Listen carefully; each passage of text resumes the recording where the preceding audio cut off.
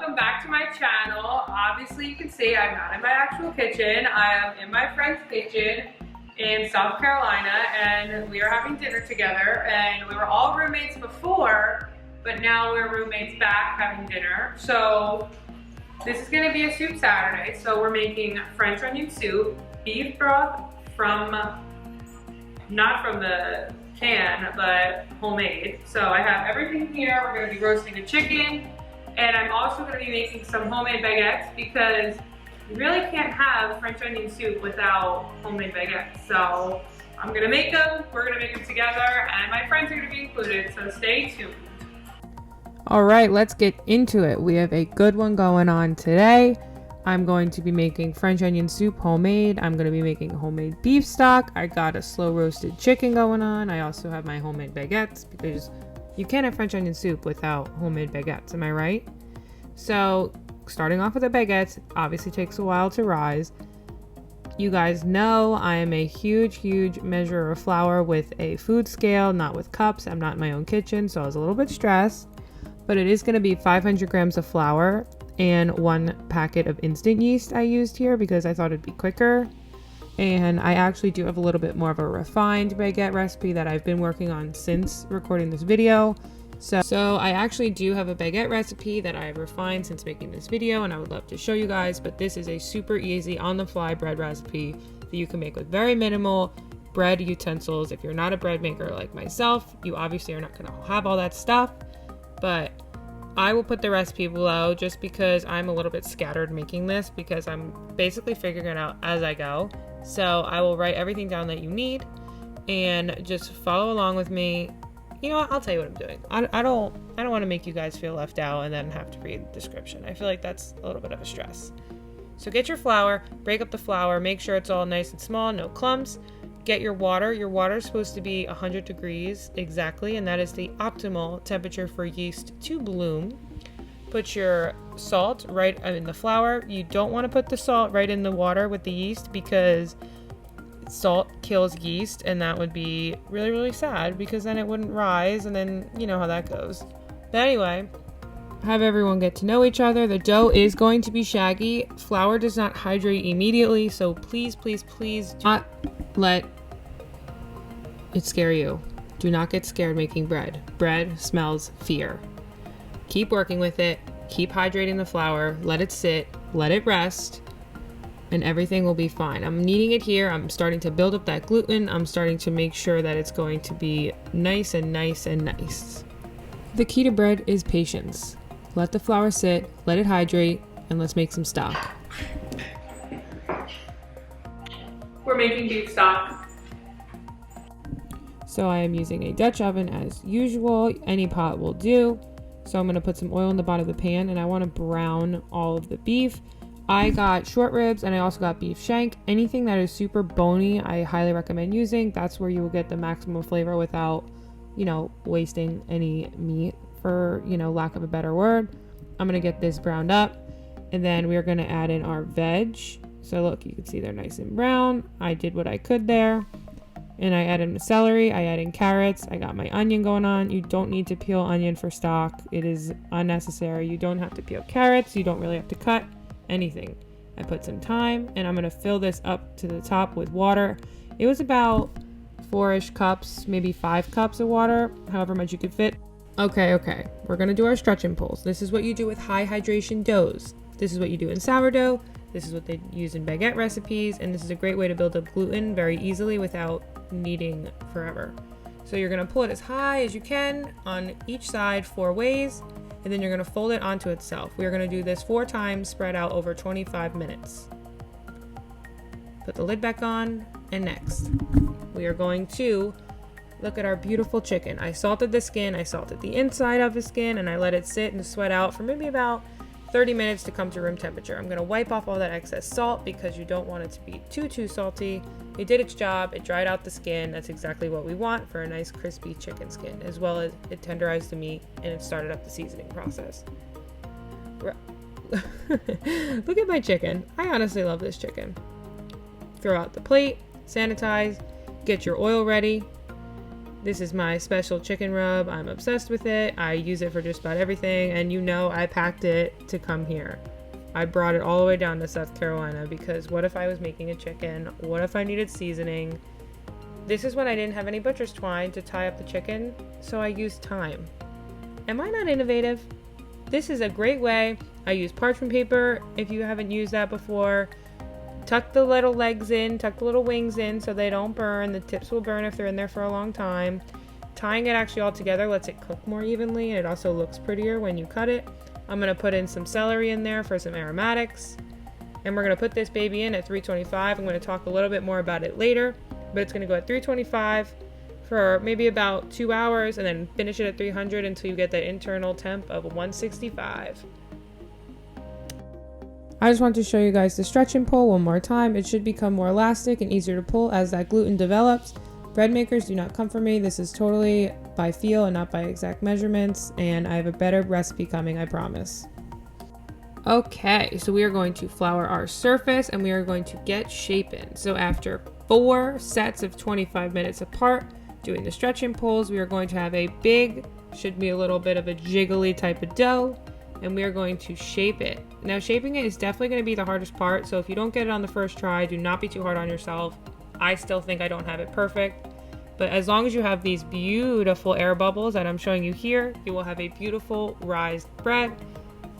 And as I've said, I do not have my food scale, so I cannot measure these exactly how I normally would, but just separate them as equal as you can just to get ready to start shaping them into their little baguette balls. I mean, just do it by eye. It's not that deep. It's not that big of a deal. Show your friends how light and airy it feels. Honestly, the first time you feel bread after it rises is definitely one of my favorite things I've ever noticed as a bread maker myself.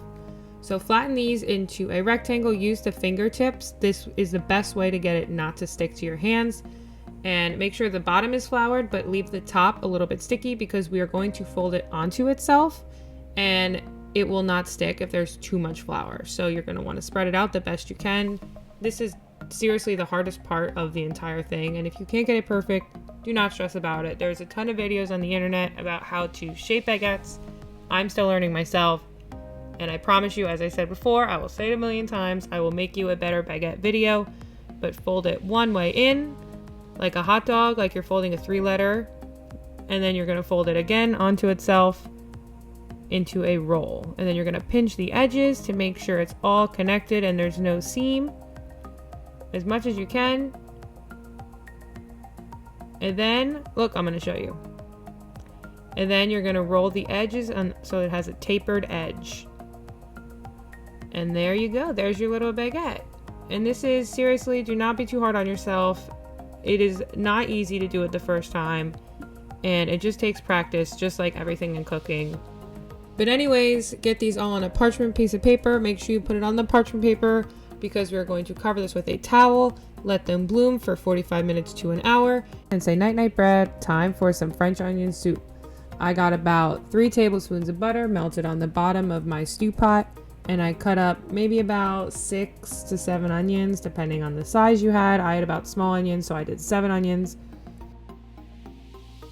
Salt and pepper these onions, and we're gonna let them saute on medium and cook down. Okay, so our bread is ready. You wanna come in and check it out here?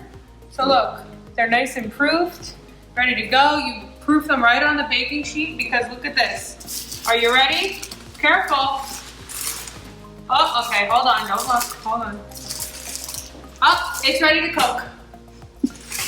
Oh, hold on, here we go, round 2. It's ready to cook. That's it. So then now, hold on, now I'm gonna get ahead of myself here. So this muffin tin right here, you wanna fill it with water. And what it's gonna do is, like bakery ovens, they inject steam. It does 2 things. It gives a good crust, and it also lets it come to its maximum rising height. I don't know, there's a word for it, I just can't think of it, or I don't know. So that water helps it. I'm gonna put that in there for like the first 10-ish minutes, 7 minutes. I'll take it out and then we'll let it get a nice crust. But we have to let the steam, we have to cut, we're gonna take a nice sharp knife, cut right down the sides on a 45 on all of them, And what that's gonna do is that's where the steam's gonna come out, because if it doesn't, it would pop open on the weakest point, and then your bread would not be good. So, I'm gonna take this knife, I'll clean it. If you have a bread lame, great. If you have a sharp knife, great. Those are the only two options. So if you don't have any of that, I don't go to the store. Okay, so just right on there. Literally it has to be, don't let it be pretty thick. See, like about a ½ inch thick like that. You want the gas to come out, and then what it's gonna do, it's gonna give your bread an ear.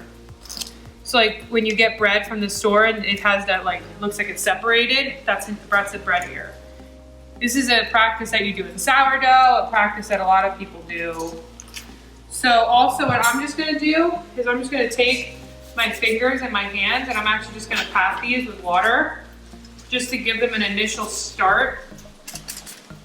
And we are gonna pop these on the middle rack, and I'm gonna put this one in the muffin tin in the lower rack.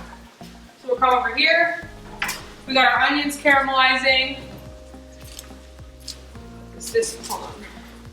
Let me just rip this. Oven's at 475, by the way. We're gonna put this here. We're gonna put this here. Fit. Perfect. There we go. And also, when we take out this, we're gonna switch them back to front so we get an even cook. If you have a convection oven, that's great. Put it on 450, and then you don't have to touch it at all because it'll do it evenly.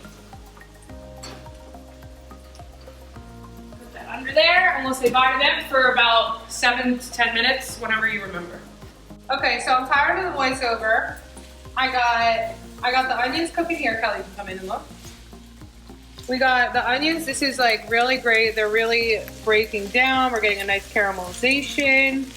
This is what you want, which is perfect because it looks like our soup is our broth is getting really nice, really cooked down. This is great. I actually added a little bit more water in there just because it was a little bit cooked down, so I wanted to kind of thin it out a bit. But it looks like we're about to strain this. I'm gonna turn this off, okay? And we are gonna strain it first here, in here. If you don't have a fine mesh strainer, you can just put it through here first, and then put it through again using 1 or 2 coffee filters, and that will get like all the little stuff, and also the coffee filters trap the fat. Okay, so you can see we're getting nice and translucent onions. This is exactly what we want. We want to caramelize them though, so we're gonna just take some sugar. I don't know, maybe like 2 or 3 teaspoons, that's probably good. That's it, this is just gonna help caramelize them. You need some sugar. Keep stirring this. This takes about 20 to 30 minutes to really cook down. And then I'll see you when we're gonna add the wine and the flour and the broth. Finish your wine. You could use sherry wine, red wine. I am like a huge proponent of like, use what you have. It'll probably be like very similar. I mean, don't use a red wine for shrimp scampi, but like it'll be fine. It'll probably be good, a pink shrimp scampi. Okay, so we're gonna add in our broth, which really, I feel like we only got like maybe 2-3 cups. Honestly, I'm trying to make it, this is for 3 people. So I really didn't want to have too many leftovers. Perfect. Looking good to me, looking good. Doesn't look too oniony. Now this is the time where you have to taste and make sure the flavor is there, and you need to know if you add salt. This is why I don't really worry about too much seasoning or whatever, because you can always taste and adjust. Okay, good. I think it needs to marry. And then we'll come back. I actually do think it could use a little bit more salt, which I have like a very little bit. Anyway, throw that in there. And I also think the cheese will. Are you gonna cut some right? Oh, you freaking know I'm gonna cut some baguettes. Good. Our baguettes are literally perfectly, like, don't be afraid to get a nice brown. Alexa off. You want a brown, you want a nice dark brown. Like, you see, okay, you see these, okay. Pardon my hand. You see these brown spots? You want that. You want that because your bread texture, that is absolutely perfect artisanal bread.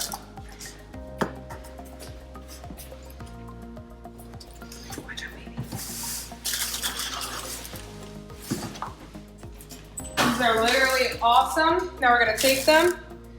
Perfect. We're gonna take them and put them right on this little wire rack here. Bailey's dishwasher thing. It's literally fine. We wipe it down. You want them to get the 360 aeration. You know, they're a little bit dark brown here, but listen.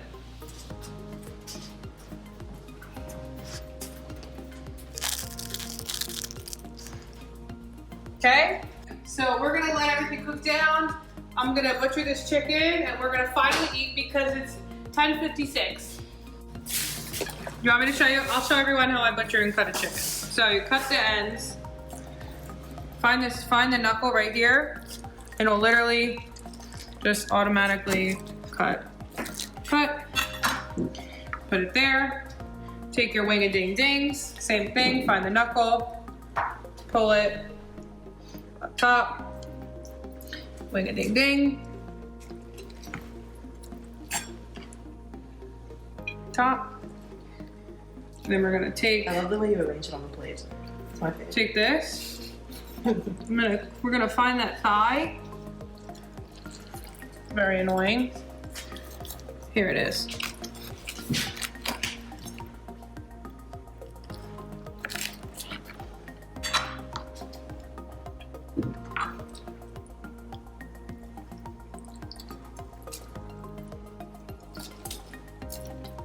Oh, here's the bone.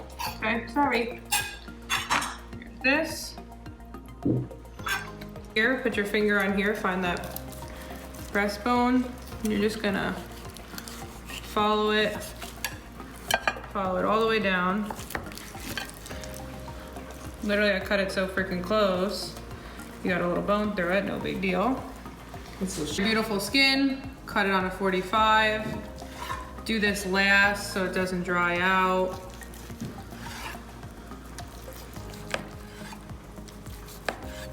I'm just gonna show you here. Pick this up, lay it there. And this is also really nice if you have like veggies to like put it on top. That would be nice, but I didn't do that because I'm literally making French onion soup from scratch, so sorry.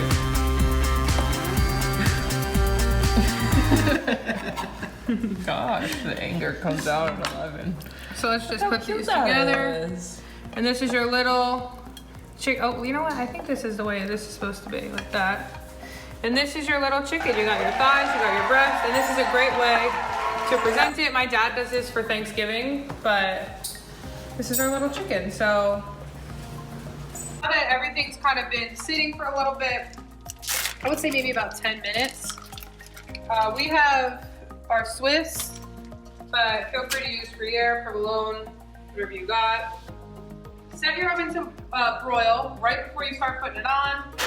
Turn this baby off. Just start putting it right on there. You can put bread under here at this point, but I don't want to because I'd rather just dip it. I'm a dipper. If you're a dunker or you're a Frencher or whatever you want to freaking call it, get into it. I'm gonna do this on top. I honestly didn't think I was gonna use all this cheese, but I can't control myself. So we're gonna take this. We're gonna take our things here and we're gonna broil it. And broil it for about 5 minutes maybe. Watch it, I don't know. This is my first time. All right, we're cutting into it. Oh my God, squishy, crispy. perfect loaf. I love bread.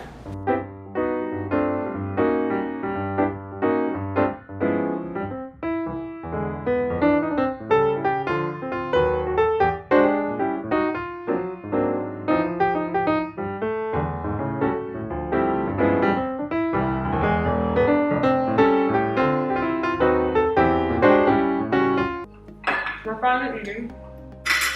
It is 11:17 p.m. I gotta try Kylie's bread.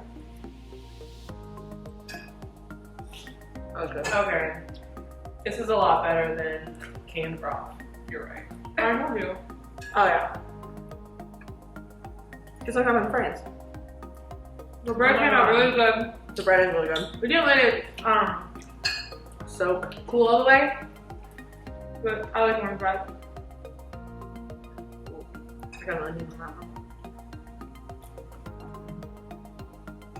But if you didn't get enough of us, and I don't know when I'm posting this, but actually no, I'm posting the podcast tonight. So if you didn't watch this, I can't even stop eating here. But It's so good. It's so good. This soup is so good. There's so much flavor to it. Insane. This soup came out really good. Mm-hmm. And the chicken's moist. Cooking the chicken at 325 and finishing at 300. I mean, if you're not in a rush, you gotta do it. You gotta start it. You gotta salt it early. Let it sit for like an hour. And then season it for a little bit. You know, let that sweat it out and then put it in there.